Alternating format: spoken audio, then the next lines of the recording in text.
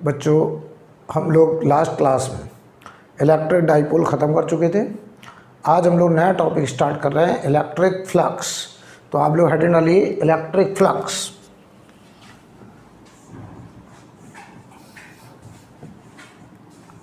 Electric flux.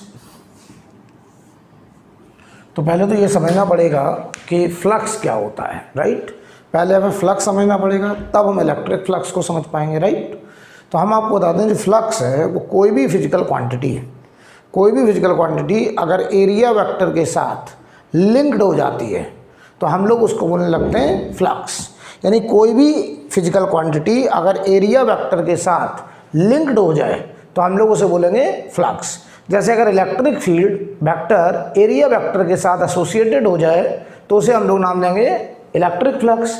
अगर magnetic field area vector के साथ एसोसिएटेड हो जाए तो उसे बोलेंगे हम मैग्नेटिक फ्लक्स, राइट। तो कोई भी फिजिकल क्वांटिटी जब एरिया वेक्टर के साथ लिंक्ड हो जाता है उसे हम लोग उस क्वांटिटी का फ्लक्स बोलने लगते हैं, राइट। तो चलिए इसमें एक लाइन लिखें, इलेक्ट्रिक फ्लक्स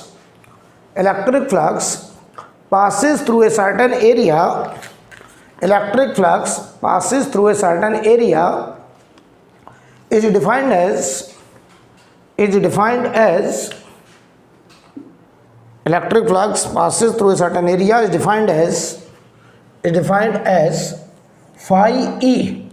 Phi flux है, E electric flux, right. Phi E equal to E vector dot product A vector। Electric field vector का डॉट प्रोडक्ट किसके साथ? एरिया वेक्टर के साथ।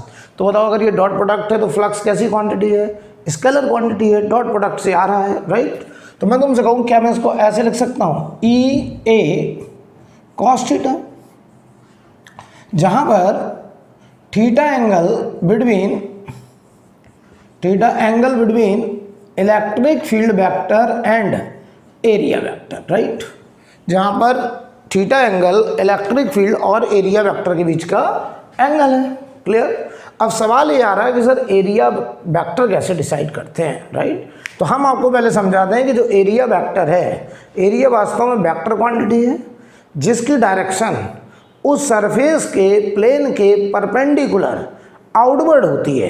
प्लेन के परपेंडिकुलर आउटवर्ड होता है। एरिया वेक्टर का डायरेक्शन हमेशा किसी भी सरफेस के प्लेन के परपेंडिकुलर आउटवर्ड। जैसे मैं तुमसे कहूँ कि अगर कोई ओपन सरफेस है, जैसे मान लो कोई ओपन सरफेस है, देखिए अब दो तरीके की सरफेस हमें मिलेगी, ओपन सरफेस, क्लोज्ड सरफेस। तो अगर ओपन सरफेस है, जैसे ये मान लो एक प्लेन है ऐसे, इसका जो एरिया वेक्टर होगा, आप चाहें तो एरिया वेक्टर परपेंडिकुलर इधर मान लो आउटवर्ड और चाहे परपेंडिकुलर इधर मान लो आउटवर्ड।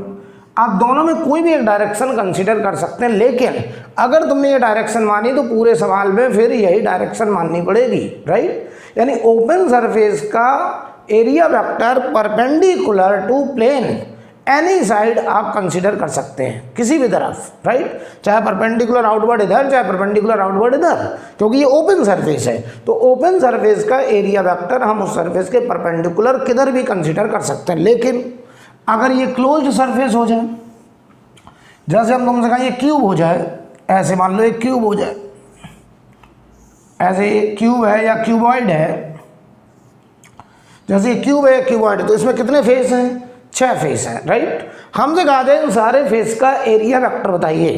तो ये जो ऊपर वाला फेस है इसका एरिया वेक्टर इस फेस के परपेंडिकुलर बाहर की तरफ आउटवर्ड ऐसे, इस वाले फेस का एरिया वेक्टर परपेंडिकुलर आउटवर्ड बाहर की तरफ ऐसे।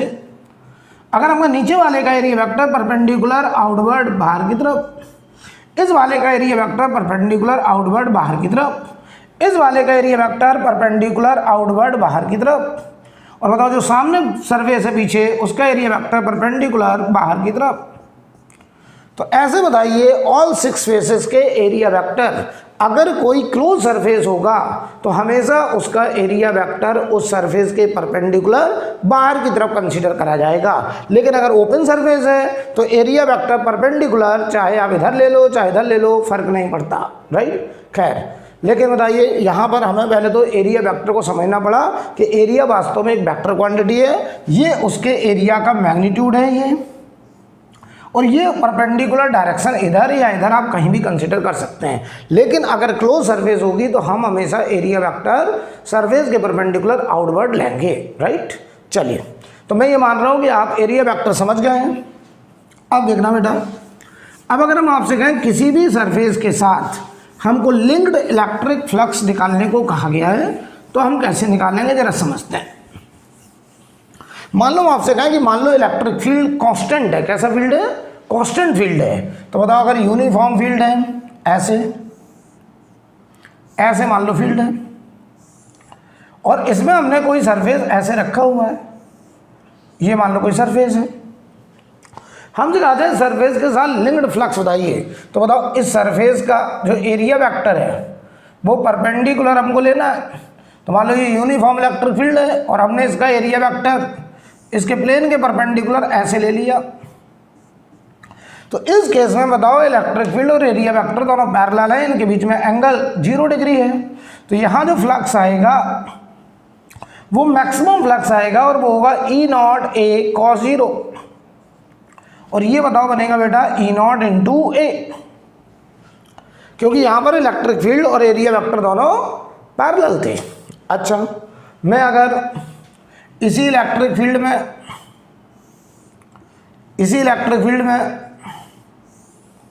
ऐसे एक सरफेस रख दूं, ऐसे ऐसे ध्यान से देखिएगा, ऐसे एक सरफेस रख दिया।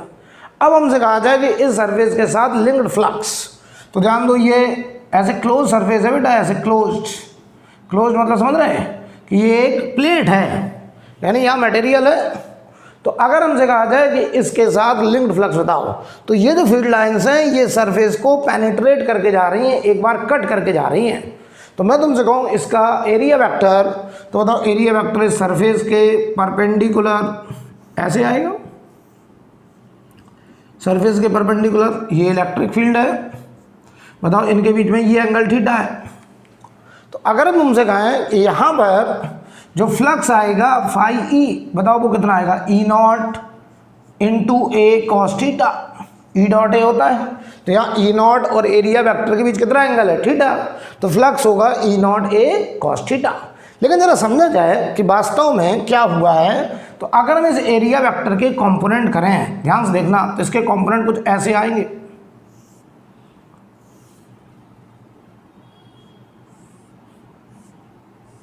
ऐसे। इस एरिया वेक्टर के कंपोनेंट अगर करेंगे तो ध्यान देना, ये एरिया वेक्टर ऐसे समझो, ये जो प्लेन था ऐसे था, हम आपसे कहें ऐसे था, ये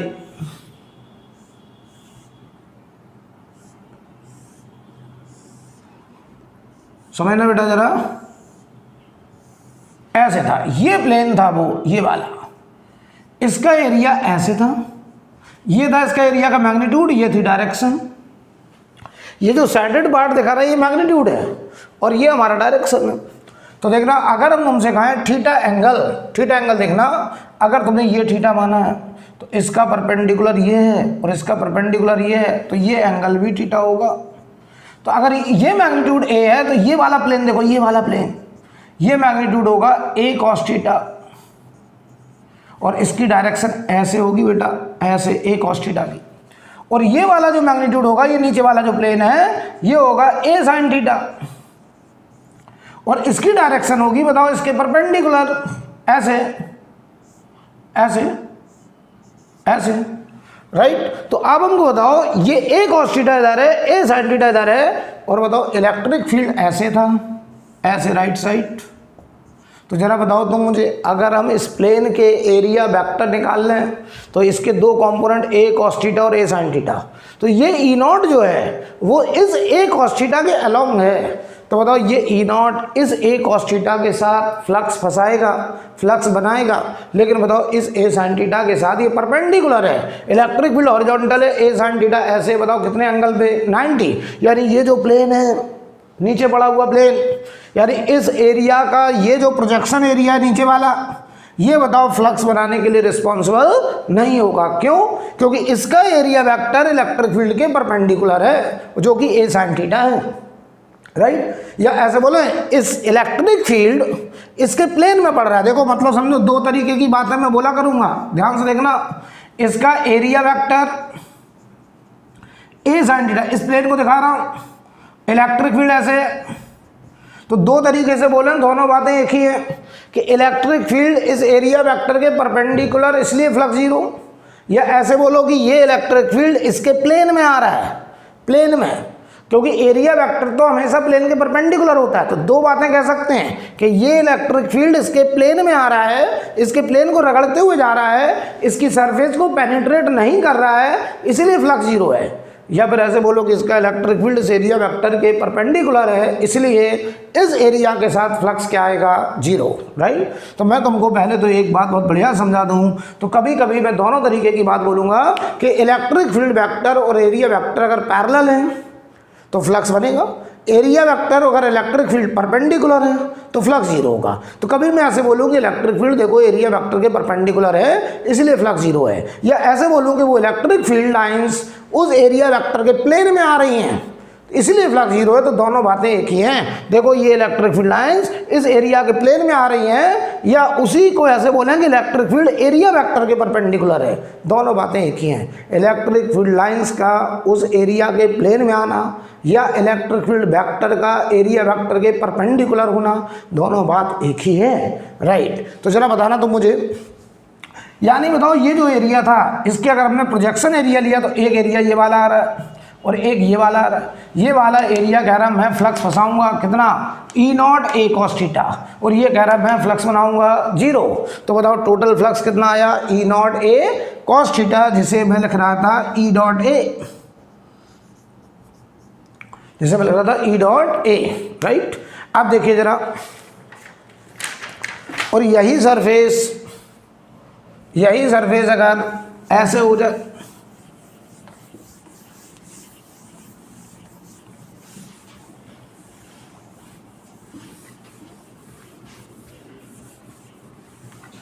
नोट करते चलिए भाई,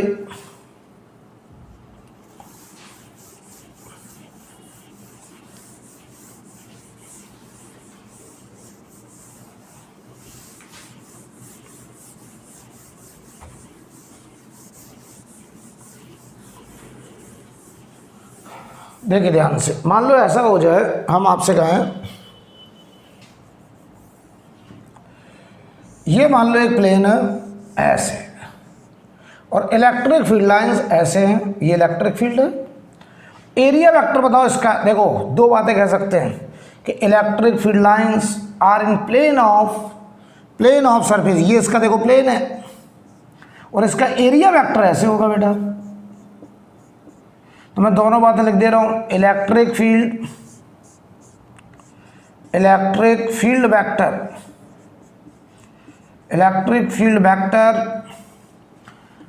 is perpendicular to area vector, then linked flux is zero, linked flux zero होगा। या इसी बात को दूसरे शब्दों में ऐसे कह सकते हैं, देखो पहला हमने स्टेटमेंट दिया ये electric field vector area vector perpendicular है, तो इसका मतलब फ्लक्स जीरो होगा। या फिर इलेक्ट्रिक फील्ड लाइंस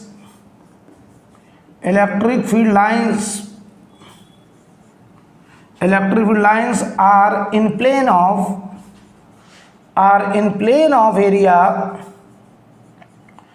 देखो इलेक्ट्रिक फील्ड लाइंस ये हैं और इस प्लेन में पड़ी हुई हैं, तो हम कहेंगे then linked flux is zero. तो दोनों बातें बेटा एक ही हैं। तो कभी मैं ऐसे बोल दूं कि ये देखिए इलेक्ट्रिक फील्ड लाइंस इस सरफेस के प्लेन में आ रही हैं इसीलिए फ्लक्स जीरो है, उसी बात का दूसरा मतलब यह है कि इलेक्ट्रिक फील्ड वेक्टर उस एरिया वेक्टर के परपेंडिकुलर है इसलिए फ्लक्स जीरो है। आई थिंक क्लियर, राइट। अब देखो मैं तुमसे कहूँ कि हमारे पास एक डिस्क है ऐसे, मान लो ये एक डिस्क है, आर रेडियस का डिस्क है ये, ठीक, और इसकी रेडियस है आर, और इसमें इलेक्ट्रिक फील्ड लाइंस ऐसे, ये इलेक्ट्रिक फील्ड है, मान लो यूनिफॉर्म फील्ड है ई नॉट, तो जरा बताओ ये फील्ड लाइंस इस सरफेस को यहाँ पर एक बार, यहाँ पर, यहाँ पर, यहाँ पर पेनिट्रेट करके जा रहा है, इसको कट करके जा रहा है, इंटरसेक्ट करके जा रहा है, तो हम कहेंगे कि इस इलेक्ट्रिक फील्ड ने इस एरिया को लिंक्ड करा, यहाँ फ्लक्स का कॉन्सेप्ट आएगा। अच्छा बताओ इसी बात को ऐसे समझो कि ये डिस्क का जो एरिया वेक्टर होगा वो ऐसे होगा और वो एरिया कितना होगा पाई आर स्क्वायर। इलेक्ट्रिक फील्ड कैसा है कांस्टेंट। तो बताओ बेटा यहाँ पे जो फ्लक्स आएगा वो फ्लक्स होगा E naught into pi R square. ऐसा क्यों लिख दिया मैंने? क्योंकि बताओ इलेक्ट्रिक फील्ड और एरिया पैरेलल है, एंगल कितना हो गया 0, तो cos 0 1 होता है। तो आप डायरेक्ट बोल सकते हैं फ्लक्स बराबर E naught into pi R square. I think clear है। अब देखना जरा, इसी में हम थोड़ा सा चेंज कर दें, मान लो थोड़ा सा चेंज,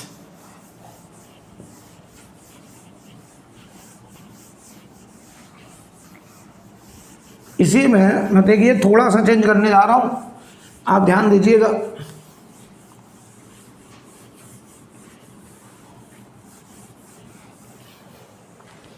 मान लो मुझसे ऐसे कहते हैं कि हमारे पास एक सेमी इनफाइनाइट, कैसा सेमी इनफाइनाइट, ध्यान देना, ये लाइन चार्ज लैम्डा है, चार्ज डेंसिटी, ये देखो यहाँ पर इनफाइनाइट तक गया है, लेकिन यहाँ पर आकर के ये सेमी इनफाइनाइट, और ये एक डिस्क है, थोड़ा सा डिस्क सही से बनाया जाए, ये डिस्क का सेंटर है ऐसे, ये डिस्क का सेंटर है, ठीक ऐसे। इस डिस्क में यहां पूरे में ऐसे एरिया है, ये एरिया है। हमसे कहा जा रहा है कि इस लाइन चार्ज का जो इलेक्ट्रिक फील्ड होगा चार्ज डेंसिटी लैम्डा, इस डिस्क का रेडियस है आर, कहा जाए इस डिस्क के पाई आर स्क्वायर एरिया के साथ लिंक्ड फ्लक्स आपको बताने को कहा गया है, राइट। लिंक्ड फ्लक्स बताने को कहा गया है। तो अब देखिए सवाल बहुत बढ़िया बन गया बेटा। अब हम क्या करेंगे, अब आपने देखो क्या कहा कि सबसे पहले तो ये समझो, इस सवाल को जरा मैं समझाऊं। सबसे पहले ऐसे समझिए कि हमारे पास एक सेमी इनफाइनाइट अगर लाइन चार्ज होता था तो इसकी वजह से आर दूरी पर, मान लो स्मॉल आर दूरी पर, हालांकि इसकी रेडियस कितनी है कैपिटल आर, इसकी रेडियस कैपिटल आर है, हम पहले स्मॉल आर दूरी पर यहाँ पे इलेक्ट्रिक फील्ड निकाले, तो बताओ टेस्ट चार्ज रखते थे, ये ऐसे रिपेल करता था, और बताओ यहाँ पर इलेक्ट्रिक फील्ड आती थी 1/4 pi epsilon naught lambda by R sine beta 1 plus sine beta 2 plus cos beta 1 minus cos beta 2 J cap, sine beta 1 plus sine beta 2 I cap plus cos beta 1 minus cos beta 2 J cap. तो ध्यान दो यहाँ एक angle 90 है beta 1 और beta 2 0 है। तो आप अपने स्टैंडर्ड में जो इलेक्ट्रिक फील्ड का आपको रिजल्ट याद था, तो ये रिजल्ट आएगा lambda by 4 pi epsilon naught I cap plus J cap, ये फील्ड आ जाएगा due to semi infinite line charge, मैंने क्लास में कराया है।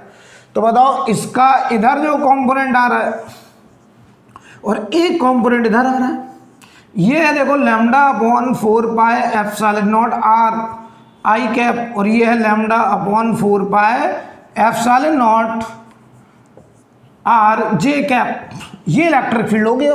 तो ध्यान से देखना कि जब हम स्मॉल आर पर गए तो हम स्मॉल आर को रेडियस मानते हुए एक डिस्क मान लें या रिंग मान लें, चलो स्मॉल आर रेडियस का अगर हम एक रिंग मान लें ऐसे, और आर के बाद हम फर्दर कितना ले लें डी आर, ये डी आर थिकनेस ले लिया। तो देखना बेटा इस डी आर थिकनेस के अंदर ये जो एरिया है डी ए एरिया, इस डी ए एरिया के साथ लिंक्ड फ्लक्स देखना। देखो यहाँ पर भी इलेक्ट्रिक फील्ड ऐसे होगी, एक कंपोनेंट इधर होगा एक कंपोनेंट इधर होगा और नेट फील्ड ऐसे आएगा। तो देखो ये जो कंपोनेंट है ये बताओ, ऐसा सवाल बन गया, ये एक आर रेडियस का हमने रिंग माना और डी आर थिकनेस कंसीडर कर लिया। तो इस डी आर थिकनेस का एरिया वेक्टर बेटा ऐसे होगा, ऐसे होगा, ये हमारा डी आर थिकनेस का एरिया वेक्टर है और electric field her D A area पर ऐसे आ रहा है, ऐसे, ये इसका एरिया वेक्टर होगा। तो बताओ तुम मुझे ये जो कंपोनेंट है वो बताओ इतने एरिया के साथ पैरेलल हो रहा है, इस एरिया वेक्टर के साथ पैरेलल हो रहा है, तो बताओ क्या ये वाला कंपोनेंट जो एक्स कंपोनेंट है ये फ्लक्स बनाने के लिए रिस्पॉन्सिबल होगा।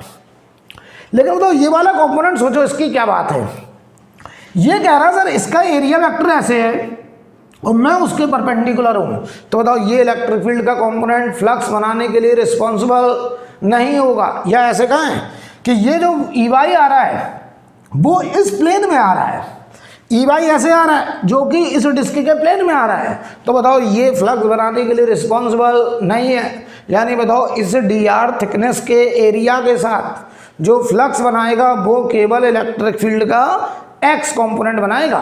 तो मैं लिखने चला, देखिए तो मैं लिखूंगा DA एरिया, बताओ कितना लिखोगे DA एरिया, पहले तो DA एरिया बताओ, ये DA एरिया कितना होगा, तो बताओ ये सरकमफ्रेंस कितनी 2πr इंटू dr, ये बनेगा हमारा DA एरिया। तो अगर मैं तुमसे कहूँ d फाई कितना होगा, तो d फाई होगा Ex इंटू DA, तो Ex है lambda upon 4πε0 r into 2πr dr। तो देखो भाई ये differential flux d phi flux, ये जो d फाई आ रहा है ये पूरे डिस्क का नहीं आ रहा है, अभी केवल इस dr थिकनेस के एरिया के साथ आ रहा है फ्लक्स। और बताओ यहाँ से ये 2π से 4π कटा तो लैम्डा अपॉन 2ε0, r से r कट गया और ये dr बच गया। तो अगर तुम्हें फाई टोटल चाहिए तो बताओ लैम्डा अपॉन 2ε0 को बाहर कर लो, इंटीग्रल ऑफ dr, और बताओ dr को इंटीग्रेट कहाँ से करोगे, यहाँ से लेके, यानी यहाँ से लेके सेंटर से लेके कहाँ तक, कैपिटल R तक। तो ये आ गया लैम्डा अपॉन 2ε0 r, ये हमारा बेटा आंसर हो जाएगा लैम्डा r अपॉन 2ε0। ये बन जाएगा flux due to this infinite line charge linked with area of disc, right, note करिए। तो देखो इस लाइन चार्ज के नेट इलेक्ट्रिक फील्ड ने फ्लक्स नहीं बनाया, इस कंपोनेंट ने बनाया, क्योंकि ये कंपोनेंट एरिया वेक्टर के साथ, इसका देखो DA एरिया ऐसे होगा, DA एरिया, इसका DA एरिया सरफेस के परपेंडिकुलर, तो Ex और DA पैरेलल हो गए। लेकिन बताओ जो EY है वो DA के परपेंडिकुलर हो रहा है, इसीलिए बताओ EY कंपोनेंट ने फ्लक्स में कंट्रीब्यूट नहीं करा है। आई थिंक क्लियर।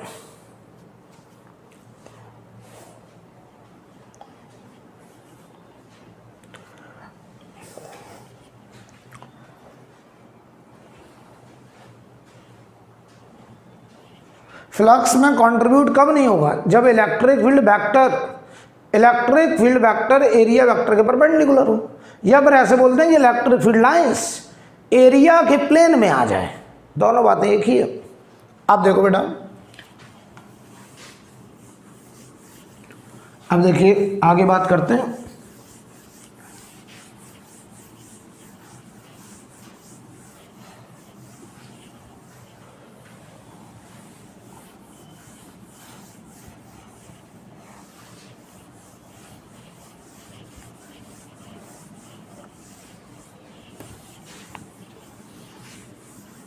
समझिए, तो एक सवाल लिखिए, क्वेश्चन लिखिए, देखें a close cylinder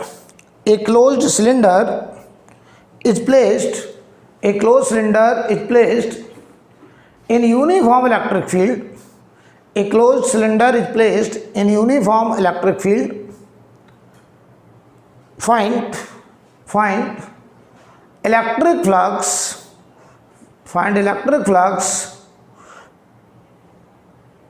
passing through cylinder.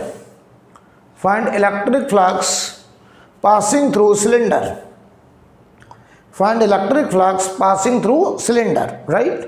तो पहले अच्छे समझ लीजिए क्या बोल रहे हैं कि यूनिफॉर्म इलेक्ट्रिक फील्ड में हम एक क्लोज सिलेंडर को रखने जा रहे हैं और उस क्लोज सिलेंडर के साथ लिंक्ड फ्लक्स हमको फाइंड आउट करना है। तो देखो भाई, यहां से मैं तुमसे कहूं सवाल देखो कुछ ऐसा है, ये यूनिफॉर्म इलेक्ट्रिक फील्ड है, ऐसे बढ़िया समझिएगा, ऐसे ये यूनिफॉर्म इलेक्ट्रिक फील्ड है और हमने इसके रास्ते में एक क्लोज्ड सिलेंडर, क्लोज्ड है बेटा, ये ध्यान देना, ऐसे ये क्लोज सिलेंडर, ये जो ढक्कन है ये बंद है एकदम, ऐसे ये कवर्ड है बिल्कुल, और ये इसकी कर्व्ड सरफेस है, राइट। आप समझना बेटा, हमें इसके एरिया के साथ लिंक्ड फ्लक्स निकालना है। तो यार एक बात बताओ, इसका एरिया वेक्टर देखो, इसमें 3 सरफेस हैं, ये 2 फ्लैट सरफेस, ये फ्लैट सरफेस बंद है, ढक्कन बंद है यहाँ पे, तो 2 फ्लैट सरफेस और एक कर्व्ड सरफेस, राइट। तो सिलेंडर को तो आप समझते हैं ना यार, जैसे ये है तो ऐसे बन गया सिलेंडर, ऐसे, तो ये वाली सरफेस कैसी है, कर्व्ड सरफेस, और ये हमारे फ्लैट सरफेस हैं। तो इनके जरा एरिया वेक्टर को पहले मैं आपको समझाऊं कि किसका एरिया वेक्टर कहाँ होगा। तो देखो इसका एरिया वेक्टर परपेंडिकुलर आउटवर्ड बाहर की तरफ।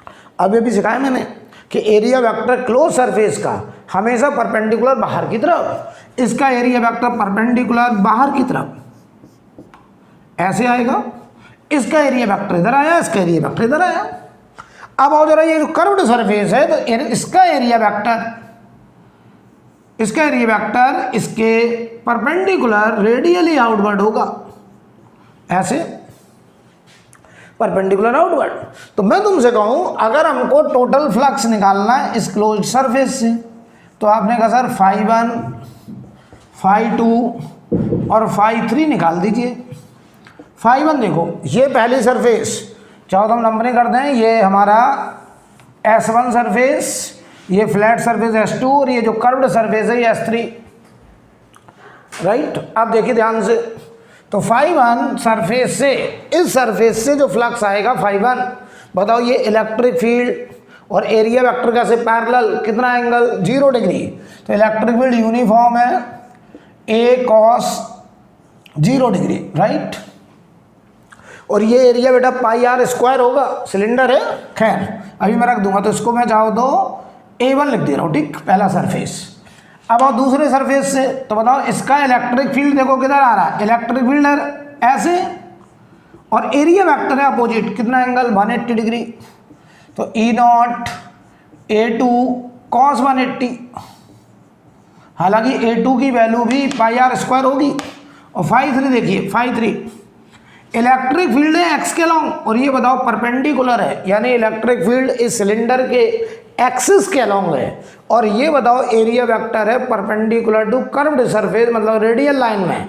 तो बताओ रेडियल लाइन इस एक्सिस के परपेंडिकुलर होगी, तो आप कहोगे सर ये बनेगा E0 A3 cos 90। तो ये तो बेटा वैसे 0 हो गया, इनको जरा देखो, तो ये हुआ E0 πr², और इसको देखो जरा cos 180 -1, तो माइनस E0 πr²। बताओ A2 ये वाला भी πr² है, तो ये कितना आ रहा है, 0। यानी हमने क्या नोटिस करा कि अगर किसी क्लोज्ड सरफेस को यूनिफॉर्म इलेक्ट्रिक फील्ड में रख दिया जाए तो उसके साथ लिंक्ड फ्लक्स हमेशा 0 आएगा।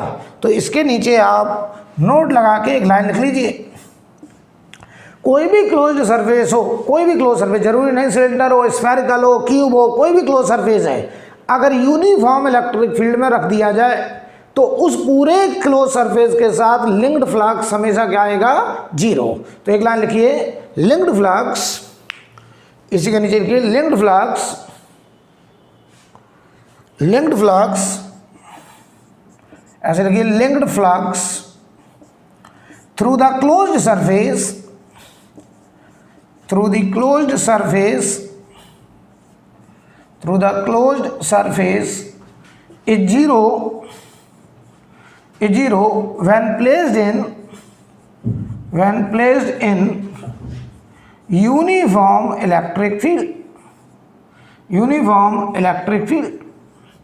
तो ये बात एकदम दिमाग में बैठ जानी चाहिए कि कोई भी क्लोज्ड सरफेस को अगर हम यूनिफॉर्म इलेक्ट्रिक फील्ड में रख दें तो लिंक्ड फ्लक्स हमेशा क्या आएगा, 0 आएगा, राइट।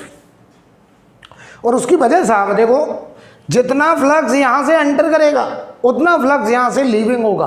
तो यहाँ जो फ्लक्स है वो एंटरिंग फ्लक्स है, एंटरिंग फ्लक्स को बोलते हैं नेगेटिव फ्लक्स, और ये जो फ्लक्स है वो लीविंग फ्लक्स से बोलते हैं पॉजिटिव फ्लक्स, राइट। तो एंटरिंग फ्लक्स और लीविंग फ्लक्स बराबर हैं, इसीलिए बताओ नेट फ्लक्स क्या आ रहा है, 0। तो चाहो तो मैं समझा दूं, यहाँ जो फ्लक्स था वो एंटरिंग फ्लक्स था। कुछ लोग ऐसे दिमाग में रखते हैं यहाँ पे जो फ्लक्स था वो एंटरिंग फ्लक्स, एंटरिंग फ्लक्स, और ये नेगेटिव का फ्लक्स होता है। और लीविंग फ्लक्स, सरफेस से निकलता हुआ फ्लक्स, इसे बोलते हैं लीविंग फ्लक्स, और लीविंग फ्लक्स हमेशा पॉजिटिव फ्लक्स होगा, राइट। तो अगर बताओ electric field, uniform electric field में हमने क्लोज सरफेस को रख दिया, तो बताओ जितना एक सरफेस से फ्लक्स एंटर करेगा उतना ही दूसरे सरफेस से फ्लक्स बाहर चला जाएगा, और नेट फ्लक्स बताओ क्या आ जाएगा, 0, राइट। अब देखिए जरा,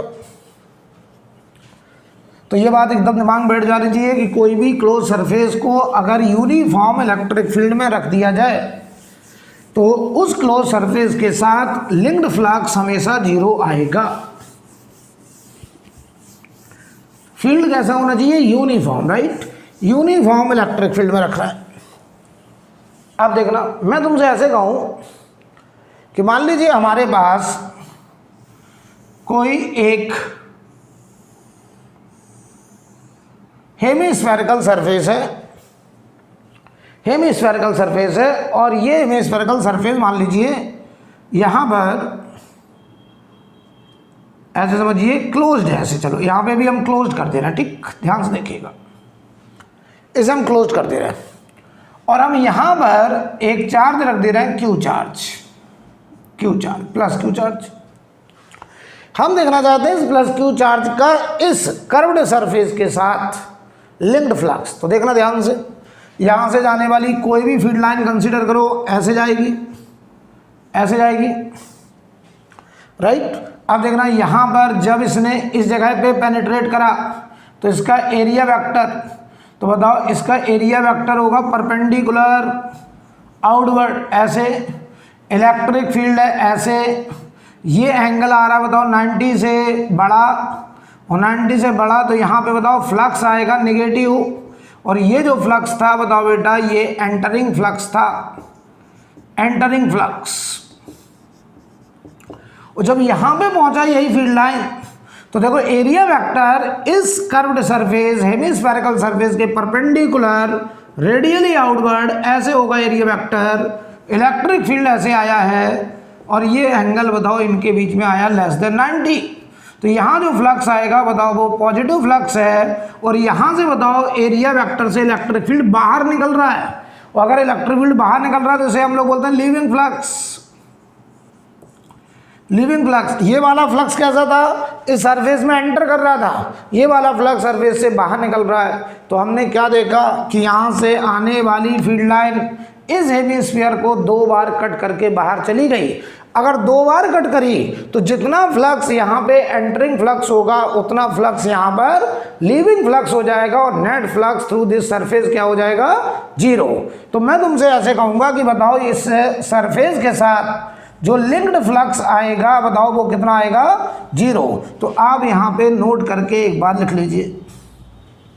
तो एक बात और समझ लो, कोई भी फील्ड लाइन अगर किसी सरफेस को 2 बार कट करे, 4 बार कट करे, 6 बार कट करे, इवन नंबर टाइम्स कट करे, समझ जाइए लिंक्ड फ्लक्स क्या होने जा रहा है, 0। लेकिन अगर ऑड टाइम्स कट करे, 1 टाइम्स कट करे, मान लो यहाँ पे अकेला कट करता तो हम कहते देखो एंटरिंग फ्लक्स है, नेगेटिव फ्लक्स है। केवल यहाँ कट करता तो हम कहते देखो ये पॉजिटिव फ्लक्स है, लीविंग फ्लक्स है। तो एक बार कट करे तो हम पक्का फ्लक्स या तो एंटरिंग होगा या लीविंग होगा, या तो नेगेटिव होगा या पॉजिटिव होगा। लेकिन अगर वही फील्ड लाइन उस सरफेस को 2 बार कट कर गई तो हम कहेंगे कि बताइए यहाँ पर नेट फ्लक्स क्या होने जा रहा है, 0, राइट। तो लिखिए इसमें एक लाइन, नोट लगाइए, नोट में एक लाइन लिखिए, नोट में लाइन लिखें, if electric field line intersect the surface, if electric field line intersect the surface, if electric field line intersect the surface 2 times comma 4 times, 2 times comma 4 times, और any number of even times, और any number of even times, then flux through the surface is 0. Then flux through the surface is 0. Then flux through the surface is 0. Right? तो बताइए जरा, कोई भी field line किसी surface को 2 बार, 4 बार, 6 बार even number times cut करेगा, flux क्या रहेगा? 0, क्योंकि जितना फ्लक्स एंटरिंग फ्लक्स होगा नेगेटिव, उतना फ्लक्स लीविंग होगा पॉजिटिव, नेट फ्लक्स 0 हो जाएगा। यानी फ्लक्स का कॉन्सेप्ट कब आएगा?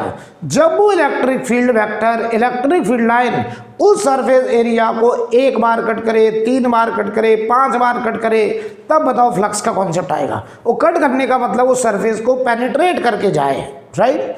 अगर वो कोई भी फील्ड लाइन किसी सरफेस के साथ पेनिट्रेशन कर रहा है, लिंक्ड हो रहा है, तभी बताओ फ्लक्स का कॉन्सेप्ट आएगा। और वो फील्ड लाइन 1 बार, 3 बार, 5 बार ऐसे कट करना चाहिए। तो मैं तुमसे ऐसे बोलूं कि ज़रा देखना, अब थोड़ा सा हम लोग कॉमन सेंस की बात करते हैं।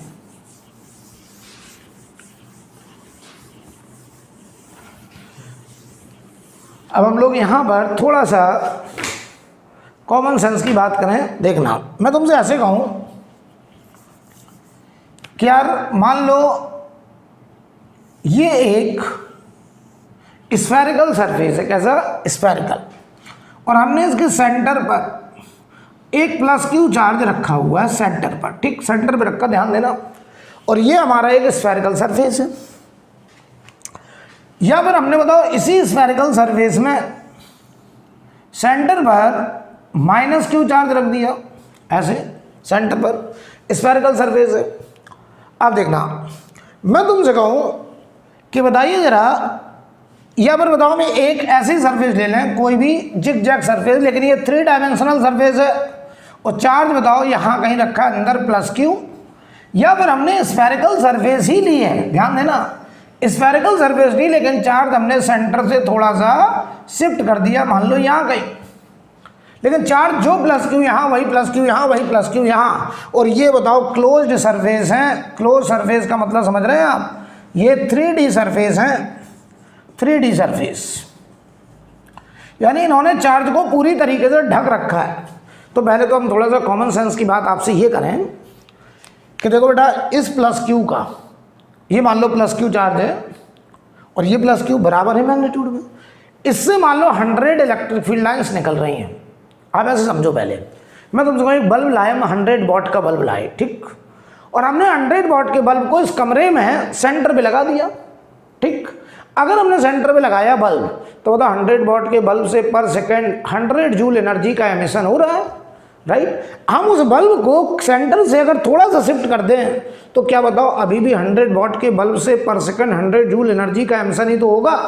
तो बताओ तो मुझे उस बल्ब का जो फ्लक्स होगा, बताओ वो इस कमरे के साथ लिंक्ड फ्लक्स जो होगा, चाहे हम बल्ब सेंटर पे लगाएं, चाहे बल्ब को हम थोड़ा खिसका दें, बताओ पूरे कमरे के साथ जो लिंक्ड फ्लक्स होगा, बताओ वो बदलेगा कि वही रहेगा? तो आपने कहा सर वही रहेगा। इसका मतलब अगर हम +q चार्ज को पूरे तरीके से ढक लें, एक कमरे में लगा दें, अब वो कमरा चाहे स्फेरिकल हो, चाहे वो जिगजैग शेप का हो, चाहे वो सिलेंड्रिकल कमरा हो, और चाहे वो चार्ज सेंटर पे हो, चाहे वो थोड़ा सा शिफ्ट कर दिया जाए, बताओ फ्लक्स थ्रू ऑल सरफेसेस क्या रहेगा? बराबर बराबर। क्योंकि अगर चार्ज बराबर है तो इससे जो भी फील्ड लाइंस का नंबर निकलेगा, वो पूरी की पूरी फील्ड लाइन इतने एरिया के साथ या इस सरफेस के साथ या इस सरफेस के साथ लिंक्ड होने जा रही है। और हम कहेंगे हमने इस +q चार्ज का पूरा फ्लक्स लिंक्ड करा लिया। मतलब समझिए अच्छे से, मैं 100 वॉट का बल्ब लाया और मैंने इस कमरे में यहाँ सेंटर में रख दिया, तो मैंने इसकी 100 जूल एनर्जी पर सेकेंड पूरे कमरे के साथ लिंक्ड करा ली। हम सेंटर से थोड़ा खिसका दें, तब भी हमने बताओ 100 जूल एनर्जी पर सेकेंड पूरे कमरे के साथ लिंक्ड करा ली। तो बताओ चार्ज को, बल्ब को हम सेंटर से खिसकाएं, इधर उधर करें, बताओ कमरे के साथ लिंक्ड एनर्जी बदलेगी कि वही रहेगी? तो आप कह रहे हैं सर वही रहेगी। इसका मतलब हम इस चार्ज को सेंटर पे रखें, सेंटर से खिसकाएं, बताओ जरा लिंक्ड फ्लक्स बताओ बदलेगा कि वही रहेगा? आप कह रहे हैं वही रहेगा। अच्छा बताओ, हम एक 100 वॉट का बल्ब इस छोटे से कमरे में लगा दें, तो बताइए जो एनर्जी एमिशन होगी वो 100 जूल पर सेकेंड होगी। हम बड़े कमरे में लगा दें तब भी बताओ 100 जूल एनर्जी पर सेकेंड ही तो एमिशन होगी। तो कमरे का आकार कुछ भी हो, अगर बल्ब वही है तो बताओ फ्लक्स बदलेगा कि वही रहेगा? तो आपका जवाब होगा फ्लक्स सर वही रहेगा। यानी चार्ज बताओ प्लस क्यू, ये बल्ब है, वही बल्ब है, वही बल्ब है। हमने बताओ यहाँ कमरा जिगजैग बनाया है, यहाँ कमरा स्फेरिकल बनाया है। बताओ तीनों के केस में जो फ्लक्स का लिंकेज होगा वो बराबर बराबर होगा कि अलग अलग होगा? आपने कहा सर बराबर बराबर होगा। हम इस कमरे में 100 वाट का बल्ब लगा दें तो एनर्जी का एमिशन, और यहाँ पे लगा दें तो बताओ पूरे कमरे में एनर्जी, और यहाँ लगा दें तो पूरे कमरे में एनर्जी, बताओ बराबर बराबर ही तो होगी। तो तीनों केस में फ्लक्स का लिंकेज, ध्यान देना, यहाँ का फ्लक्स, यहाँ का फ्लक्स और यहाँ फ्लक्स, बताओ बराबर बराबर ही तो होगा। हाँ, यहाँ जो फ्लक्स आएगा वो नेगेटिव आएगा क्योंकि चार्ज नेगेटिव है, लेकिन बताओ फ्लक्स इन तीनों में क्या बताओ बराबर बराबर होगा? राइट। अब देख रहा, चलो हम इसको बाद में कर देंगे, पहले इन तीन को समझा दें। तो एक बात तो समझ में आ गई, इन तीनों में बताओ जो फ्लक्स का लिंकेज होगा बराबर बराबर होगा। यानी एक बात समझ में आ गई, अगर हम किसी बल्ब को, किसी चार्ज को किसी क्लोज सरफेस से पूरी तरीके से ढक लें तो हम कहेंगे हमने उसकी बल्ब से निकलने वाली पूरी एनर्जी को उस कमरे में फंसा लिया। यानी हमने उस चार्ज से निकलने वाला सारा का सारा इलेक्ट्रिक फील्ड लाइंस को अपने एरिया के साथ लिंक्ड कर लिया। हमने उस चार्ज का मैक्सिमम टोटल फ्लक्स लिंक्ड करा लिया, और वो टोटल फ्लक्स इस बात पर डिपेंड नहीं करेगा कि चार्ज सेंटर पे है या सेंटर से हटके है। वो इस बात पे भी डिपेंड नहीं करेगा कि हमारे कमरे का, हमारी जो सरफेस है, इनक्लोजिंग सरफेस है, उसका शेप क्या है, इस बात पर भी डिपेंड नहीं करेगा।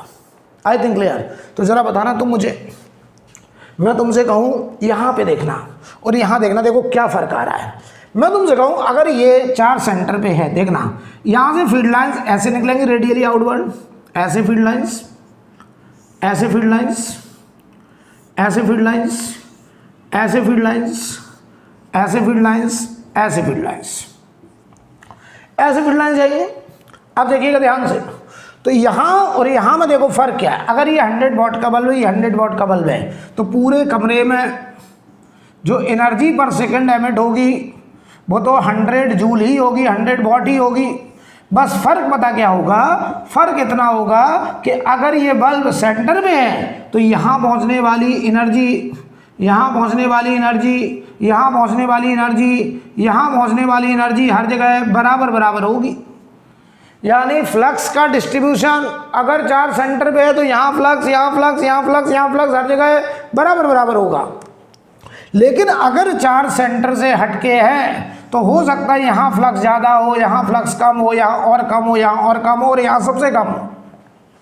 तो फ्लक्स का डिस्ट्रीब्यूशन यहाँ असिमेट्रिक होगा, लेकिन पूरे कमरे के साथ लिंक्ड फ्लक्स वही होगा जो यहाँ पूरे कमरे के साथ होगा। लेकिन यहाँ पूरे कमरे में हर जगह फ्लक्स बराबर बराबर बढ़ रहा होगा, और यहाँ बताओ फ्लक्स पूरे कमरे में हर डीए एरिया पे अलग अलग बढ़ रहा होगा। यानी फ्लक्स का डिस्ट्रीब्यूशन यहाँ एकदम आइडेंटिकल सिमेट्रिकल होगा, यहाँ असिमेट्रिक होगा। ऐसे बताइए यहाँ पर भी जो भी फील्ड लाइन्स निकलेंगी वो पूरी की पूरी फील्ड लाइन सरफेस को कट करेंगी, और बताओ यहाँ पर भी जो फ्लक्स का लिंकेज आएगा वो तीनों के बराबर ही होगा। राइट। तो बहुत बढ़िया समझ लीजिए, ये तीनों में फ्लक्स बराबर क्यों होगा, ये क्लियर है। राइट। अब मैं तुमसे ऐसे बोलूँ यार, एक बात और क्लियर करो कि यहाँ देखो जरा, इससे निकलने वाली कोई भी फील्ड लाइन, ये फील्ड लाइन देखो एक बार कट करके चली गई, ये वाली फील्ड लाइन भी एक बार कट करके चली गई, ये वाली फील्ड लाइन भी एक बार कट करके चली गई, ये वाली फील्ड लाइन भी एक बार कट करके चली गई। अगर बताओ इलेक्ट्रिक फील्ड लाइन किसी सरफेस को एक बार कट करे, 3 बार कट करे, 5 बार कट करे, समझ जाइए फ्लक्स का लिंकेज आएगा। और बताओ ये इलेक्ट्रिक फील्ड लाइन कट करके इस सरफेस में अंदर जा रही कि बाहर जा रही, तो आप कह रहे सर बाहर जा रही, ये फ्लक्स है लीविंग फ्लक्स। कैसा फ्लक्स? Leaving flux. और बताओ बेटा ये लीविंग फ्लक्स प्लस आएगा कि माइनस, तो आप कह रहे हैं सर ये पॉजिटिव फ्लक्स आएगा। अभी मैं निकाल के भी दे रहा हूँ कि कितना फ्लक्स आएगा, अभी निकालता हूँ। राइट। अब ध्यान देना, मैं तुमसे कहूँ इस क्लोज सरफेस के सेंटर में हमने चार्ज रखा है। देखो यहाँ पर ये डी एरिया, ये डी एरिया, ये डी एरिया, ऐसे डी एरिया होगा, ऐसे डी एरिया होगा। हमें हर डी एरिया के साथ लिंक्ड फ्लक्स डी फाई निकालना है और उसको इकट्ठा करके टोटल फ्लक्स बनाना है। तो ध्यान दीजिए जरा, मैंने इस इस डी एरिया को सिलेक्ट किया। बताओ डी एरिया सरफेस के परपेंडिकुलर रेडियली, क्योंकि ये स्फेरिकल सरफेस है तो स्फीयर के परपेंडिकुलर नॉर्मल रेडियस होता है, तो इसका डी एरिया रेडियली आउटवर्ड होगा ऐसे डी इलेक्ट्रिक फील्ड ऐसे। बताओ इसका डी एरिया ऐसे होगा, बताओ इसका डी एरिया ऐसे होगा रेडियली आउटवर्ड। भाई एरिया वेक्टर की क्या डेफिनेशन है? एरिया वेक्टर हमेशा सरफेस के परपेंडिकुलर बाहर की तरफ, तो यहाँ का बताओ डी एरिया परपेंडिकुलर बाहर की तरफ आ रहा रेडियली आउटवर्ड। बताओ इसका एरिया भी डी ए बताओ रेडियली आउटवर्ड बाहर की तरफ ही तो आ रहा है। क्या बताओ हर जगह का हर बताओ डी एरिया बताओ रेडियली आउटवर्ड बाहर की तरफ अगर आ रहा है तो मैं क्या देख रहा हूँ कि यहाँ ई ओ डी ए पैरेलल, यहाँ ई डी ए पैरेलल, यहाँ ई डी ए पैरेलल। बताओ हर जगह ई डी ए पैरेलल आ रहे हैं। तो पहला बेनिफिट देखो क्या है, पहला बेनिफिट है कि हर जगह ई ओ डी ए पैरेलल। तो हम अगर बताओ इस डी ए एरिया से लिंक्ड फ्लक्स डी फाई लिखें तो लिखेंगे हम लोग ई डॉट डी ए, ध्यान से देखना ई डॉट डी ए, और इसको मैं लिखूंगा ई डी ए कॉस जीरो। पहला बेनिफिट क्या हुआ कि हर डी ए एरिया पर इलेक्ट्रिक फील्ड और डी ए एरिया पैरेलल होने की वजह से उनके बीच में एंगल जीरो। तो बताओ इस डी फाई को मैंने क्या लिख दिया ई डी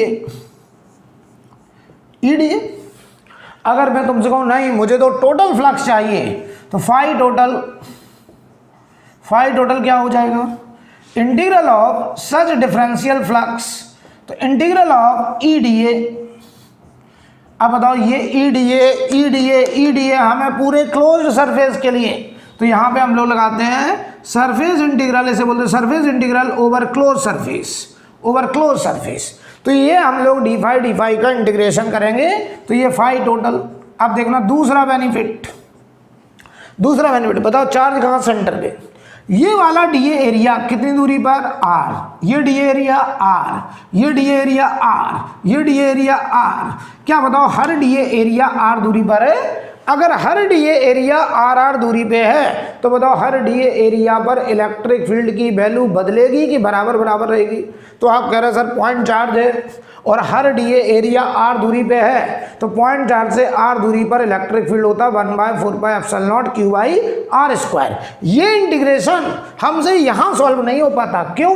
क्योंकि ये डी एरिया पास है, ये डी एरिया थोड़ा दूर है, ये डी एरिया और दूर है। तो बताओ हर डी एरिया पर इलेक्ट्रिक फील्ड की न्यूमेरिकल वैल्यू अलग अलग होती, तो ये इंटीग्रेशन हमसे बताओ यहाँ या यहाँ सॉल्व नहीं हो पाता। लेकिन यहाँ सॉल्व हो जाएगा क्योंकि हम देख रहे हैं कि डी एरिया बदल रहा है, ये डी ए कभी डी एरिया बदल रहा है। बताओ एरिया बदलने पर हम देख रहे हैं यहाँ इलेक्ट्रिक फील्ड, यहाँ इलेक्ट्रिक फील्ड, यहाँ इलेक्ट्रिक फील्ड की न्यूमेरिकल वैल्यू चेंज नहीं हो रही है क्योंकि हर डी एरिया सेंटर से बराबर दूरी आर पर है। तो बताओ डी एरिया बदलता रहे, ये इलेक्ट्रिक फील्ड बदलेगा कि कांस्टेंट रहेगा? तो आपने कहा सर डी एरिया बदलता रहे, यहाँ इलेक्ट्रिक फील्ड की न्यूमेरिकल वैल्यू चेंज नहीं हो रही है। तो बताओ हम इस इलेक्ट्रिक फील्ड को कांस्टेंट की तरह ट्रीट करेंगे और इस ई को हमने इंटीग्रेशन से बाहर करा, इंटीग्रल बचा केवल डी ए का। बताओ इसे बोलते हैं हम लोग surface integral over close surface, पूरे क्लोज सरफेस। तो अब बताओ बेटा इस ई को इंटीग्रेशन से हमने बाहर कर लिया, क्यों कर लिया? एकदम क्लियर होना चाहिए। लेकिन हम यहाँ या यहाँ कैलकुलेशन नहीं कर पाते, हमसे सॉल्व ना होता। क्यों? क्योंकि बताओ यहाँ डी एरिया पर, इस डी एरिया पर उस डी एरिया पर इलेक्ट्रिक फील्ड की वैल्यू बराबर नहीं थी, क्योंकि यहाँ चार्ज से दूरी कम थी, यहाँ चार्ज से दूरी ज़्यादा थी, यहाँ और ज़्यादा थी, यहाँ इलेक्ट्रिक फील्ड ज़्यादा, यहाँ कम, यहाँ और कम, यहाँ और कम। तो बताओ हर डी एरिया पर इलेक्ट्रिक फील्ड अगर अलग अलग होता तो हम इलेक्ट्रिक फील्ड को इंटीग्रेशन से बाहर नहीं कर पाते और ये इंटीग्रेशन हमसे यहाँ सॉल्व नहीं होता। लेकिन यहाँ सॉल्व हो जाएगा, इसीलिए बताओ हम सॉल्व इसे करेंगे और फिर हम कहते हैं कि जो फ्लक्स यहाँ वही फ्लक्स यहाँ, वही फ्लक्स यहाँ, क्योंकि सेम चार्ज हमने रखा है, सेम बल्ब, सेम वोल्टेज का बल्ब हमने लगा रखा है। और कमरा बताओ कितना भी छोटा या बड़ा हो, किसी भी आकार का कमरा हो, बल्ब कहीं भी लगाया हो, अगर बराबर वोल्टेज का बल्ब है तो बराबर एनर्जी पर सेकंड उस कमरे में बताइए एमिट होगी। तो हम कहेंगे कि flux through all surfaces will be same, right? तो ध्यान दीजिए इस ई को मैं कैलकुलेट करने जा रहा हूँ। देखना ई की value 1/4πε0 q by R square. अब बताओ डी ए एरिया ये बताओ पूरा बन गया सरफेस एरिया 4πr²। बताइए स्फीयर का सरफेस एरिया ये डी ए पूरे सरफेस का एरिया 4πr²। 4π से 4π कटा, r² से r² कटा, हमने क्या नोटिस करा, फाई टोटल आपका आ गया Q/ε0। यानी एक बात समझ में आ गई कि यहाँ जो फ्लक्स है वो चार्ज का मैग्नीट्यूड अपॉन ε0, यहाँ चार्ज का मैग्नीट्यूड अपॉन ε0, यहाँ चार्ज का मैग्नीट्यूड अपॉन ε0। बताओ तीनों के केस में जो फ्लक्स आ रहा है, बताइए अलग अलग आ रहा है कि बराबर बराबर आ रहा है? तो आपका जवाब है बराबर बराबर आ रहा है। यानी हम अपनी बात को अब समराइज करें, कोई भी चार्ज अगर Q है और उस चार्ज को हमने किसी भी 3 डायमेंशनल सरफेस से पूरे तरीके से ढक रखा है, तो उस चार्ज से निकलने वाली सारी की सारी फील्ड लाइन सरफेस को एक एक बार कट करके बाहर निकलेगी। तो एक बार अगर कट करेगी तो फ्लक्स का कॉन्सेप्ट आएगा और हम कहेंगे कि वहाँ जो फ्लक्स आएगा वो मैक्सिमम फ्लक्स आएगा, क्योंकि हमने उस चार्ज से निकलने वाले सारे के सारे फील्ड लाइन को सरफेस एरिया के साथ लिंक्ड कर लिया। तो ये टोटल फ्लक्स हमने उस चार्ज का फंसा लिया। बिल्कुल भी चार्ज लीक नहीं हो रहा है, लीक नहीं हो रहा है, लिंक्ड हो रहा है, पूरा चार्ज लिंक्ड हो रहा है। और वो मैक्सिमम फ्लक्स का जो लिंकेज है वो होगा Q/ε0। और वो फ्लक्स इस बात पे भी डिपेंड नहीं करेगा कि चार्ज उस सरफेस के अंदर कहाँ रखा है, इस बात पे भी डिपेंड नहीं करेगा कि उस सरफेस का आकार या शेप क्या है। राइट, बहुत बढ़िया, इतना नोट करिए पहले, इसे नोट करो बच्चों।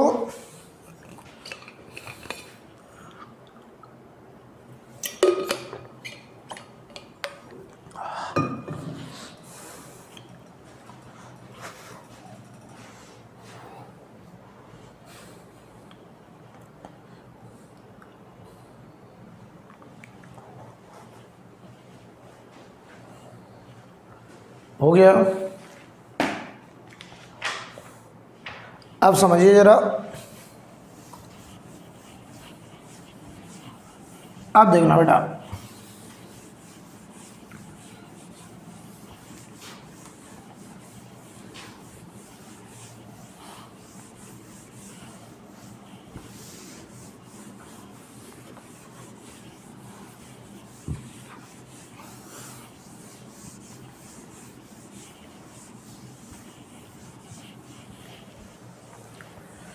अब देखिए मैं तुमसे ऐसे कहूँ कि मान लो हमारे पास एक क्लोज्ड सरफेस है ऐसे, और हमने यहाँ चार्ज -Q रखा है मान लो सेंटर पे, ठीक। अच्छा मैं -Q सेंटर पे रख दूँ, या मान लो मैं एक सिलेंडर ले लूँ ऐसे, और ये क्लोज्ड है बेटा, क्लोज 3 डायमेंशनल बॉडी है, और चार्ज हम अंदर कहीं भी रख दें Q। ये बताओ ये एक 3 डायमेंशनल सरफेस और यहाँ चार्ज कहीं भी रखा है -Q, ये माइनस का चार्ज है। तो यार एक बार बताओ, इस -Q की फील्ड लाइंस रेडियली इनवर्ट ऐसे आएंगी, अंदर की तरफ आएंगी, ऐसे आएंगी अंदर की तरफ। तो आप हमको एक बार बताना, ये देखो डी एरिया, ये डी एरिया, ये डी एरिया, यार बीच में यहाँ पे भी होंगी फील्ड लाइंस, लेकिन अगर हम तुम्हें समझाएं थोड़ा सा तो देखिए भाई, बताओ यहाँ इलेक्ट्रिक फील्ड वेक्टर अंदर की तरफ जा रहा है, लेकिन बताओ इसका डीए एरिया वेक्टर, तो आपने पढ़ा एरिया वेक्टर हमेशा उस सरफेस के परपेंडिकुलर बाहर की तरफ। अब ये सरफेस है स्फीयर, तो स्फीयर पे परपेंडिकुलर होता है रेडियस, तो यहाँ पे डीए एरिया रेडियली आउटवर्ड ऐसे आएगा बाहर की तरफ। तो बताओ ई और डीए कितना एंगल है, बताओ 180। तो यहाँ बताओ 180 एंगल, तो बताओ यहाँ जो फ्लक्स आएगा वो फ्लक्स बताओ ई डी ए cos 180। बताओ ये प्लस आ रहा है कि माइनस आ रहा है, तो आप कह रहे हैं सर ये नेगेटिव फ्लक्स। अच्छा बताओ ये फ्लक्स लीविंग, ये इलेक्ट्रिक फील्ड सरफेस से बाहर निकल रहा है, सरफेस में अंदर जा रहा है, तो आप कह रहे हैं सर अंदर जा रहा है, तो इस फ्लक्स को हम लोग बोलते हैं एंटरिंग फ्लक्स। एंटरिंग फ्लक्स, तो 2 तरीके के फ्लक्स की हम लोग बात कर रहे हैं, एक एंटरिंग फ्लक्स, एक लीविंग फ्लक्स। तो एंटरिंग फ्लक्स को हम लोग नेगेटिव फ्लक्स बोलते हैं और लीविंग फ्लक्स को हम लोग पॉजिटिव फ्लक्स बोलते हैं, राइट। अच्छा एक बात बताओ, यहाँ क्या सारी की सारी फील्ड लाइन इस बताओ सरफेस एरिया के साथ एक बार कट करके बताइए जा रही है, और अगर बताओ इलेक्ट्रिक फील्ड किसी भी सरफेस एरिया को एक बार कट करे तो समझ जाइए फ्लक्स का कॉन्सेप्ट तो आएगा, राइट। और बताओ जरा ये फ्लक्स एंटरिंग फ्लक्स है, नेगेटिव फ्लक्स है, तो यहाँ का बताओ डी फाई नेगेटिव, यहाँ का डी फाई नेगेटिव, नेगेटिव क्यों आएगा? क्योंकि इलेक्ट्रिक फील्ड इधर है और इसका डी ए एरिया ऐसे होगा। ये भी बताओ एंटरिंग फ्लक्स है, यहाँ देखो इलेक्ट्रिक फील्ड अंदर की तरफ आ रहा है और D A area radially outward आएगा। क्या बताओ? हर जगह डी फाई नेगेटिव आएगा, तो बताओ टोटल फ्लक्स भी नेगेटिव आएगा। और अभी अभी तुमने सीखा है कि अगर हम किसी चार्ज को किसी सरफेस के साथ पूरी तरीके से क्लोज कर ले तो बताओ जो लिंक्ड फ्लक्स होता है वो Q by epsilon not total flux होता है, मैक्सिमम फ्लक्स होता है। तो यहाँ बताओ जो फाई टोटल आएगा, क्या बताओ? वो minus Q by epsilon not आएगा। और ये बताओ टोटल फ्लक्स नेगेटिव फ्लक्स होगा। यहाँ बताओ, यहाँ पर भी तो टोटल फ्लक्स वही आएगा minus Q by epsilon not. यहाँ पर भी बताओ टोटल फ्लक्स वही तो आएगा minus Q by epsilon not, right. अच्छा देखो यहाँ और यहाँ फ़र्क क्या है? यहाँ बस फ़र्क इतना है कि अगर चार्ज सेंटर पे है तो यहाँ जो डी फाई, यहाँ डी फाई, यहाँ डी फाई बराबर फ्लक्स का डिस्ट्रीब्यूशन होगा। अगर चार्ज सेंटर पे है तो हर जगह फ्लक्स का डिस्ट्रीब्यूशन बराबर होगा। लेकिन अगर चार्ज सेंटर से इधर उधर है तो बताओ यहाँ डी ए एरिया पर फ्लक्स का डिस्ट्रीब्यूशन बराबर नहीं होगा। लेकिन पूरे सरफेस के साथ लिंक्ड फ्लक्स, यहाँ पूरे सरफेस के साथ लिंक्ड फ्लक्स बताओ बराबर होगा। और मैंने तुम्हें एक बहुत ही आसान सा उदाहरण दिया है कि मान लीजिए हमने एक 100 वॉट का बल्ब लिया और यहाँ पे 100 वॉट का बल्ब लगाया, यहाँ 100 वॉट का बल्ब लगाया, तो इस कमरे में 100 जूल एनर्जी पर सेकंड एमिट हो रही है, इस कमरे में भी 100 जूल एनर्जी पर सेकंड एमिट हो रही है। तो बताओ यहाँ पूरे एरिया के साथ 100 वॉट एनर्जी का बताओ एसोसिएशन हो रहा है, यहाँ पर भी 100 जूल एनर्जी लिंक्ड हो रही है। तो दोनों में बताओ जो लिंक्ड फ्लक्स है, लिंक्ड एनर्जी है, वो बताइए बराबर होगी। तो फ्लक्स तो बराबर होगा, लेकिन फर्क कितना होगा? जब 100 वॉट का बल्ब हम सेंटर में लगाएंगे तो यहाँ एनर्जी, यहाँ एनर्जी, यहाँ एनर्जी हर जगह बराबर फंसेगी, राइट। यानी एनर्जी का डिस्ट्रीब्यूशन हर डी एरिया पे बराबर होगा, मतलब फ्लक्स भी बराबर फंसेगा। लेकिन अगर हम बताओ बल्ब को सेंटर से इधर उधर लगा दें तो हो सकता है यहाँ ब्राइटनेस ज़्यादा,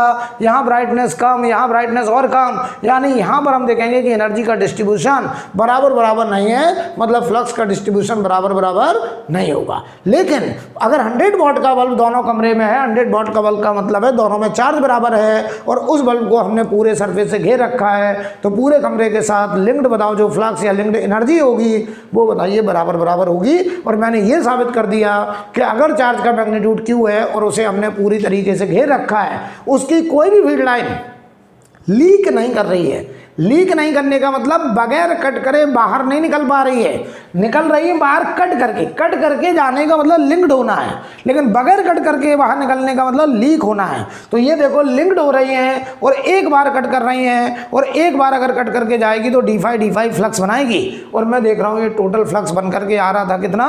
क्यू बाई एप्सिलॉन नॉट। और अगर चार्ज बताओ प्लस होगा तो हम लोग plus Q by epsilon not, और चार्ज अगर माइनस होगा तो minus Q by epsilon not. और नेगेटिव फ्लक्स को हम लोग बोलते थे एंटरिंग फ्लक्स और पॉजिटिव फ्लक्स को बोलते थे लीविंग फ्लक्स, राइट। इतनी स्टोरी हमने आज पूरी बातचीत कर ली है। अब यहाँ से हेडिंग डालिए गॉस लॉ, राइट।